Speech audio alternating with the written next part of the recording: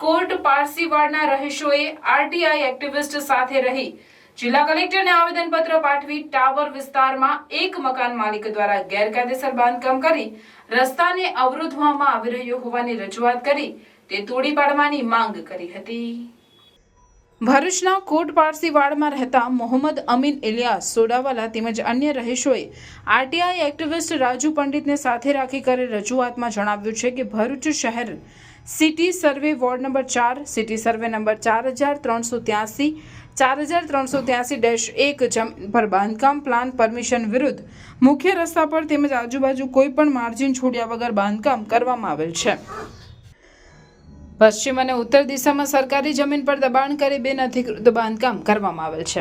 આ જમીન માલિક દ્વારા બરોડા તેમજ કોઈ પણ ખાતાની પરમિશન લેવામાં પણ આવેલ નથી, તેથી આ બાંધકામ દૂર કરવાની માંગણી કરવામાં આવી છે।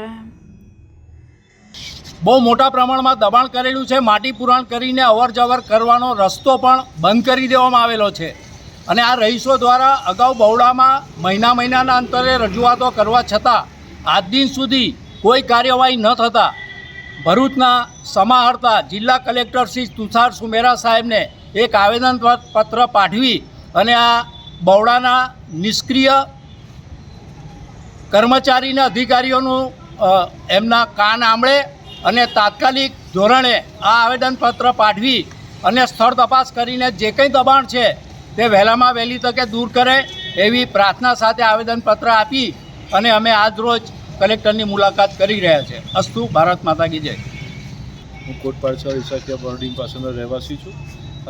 જે મારી અરજી ગઈ છે ઇકબાલ ગુલામ કાદર આમોદવાળાના સામે। અહીંયા રોડ રસ્તા ઉપર દબાણ કરેલા છે, પાછળ રસ્તાઓ બંધ કરી દીધેલા છે, ચર્ચની પાછળ બધું દબાણ કરેલું છે, ચારે બાજુ દબાણ છે। જે સરકારશ્રીને મારું નિવેદન છે કે એને બને તેમ જલ્દી દબાણ દૂર થાય।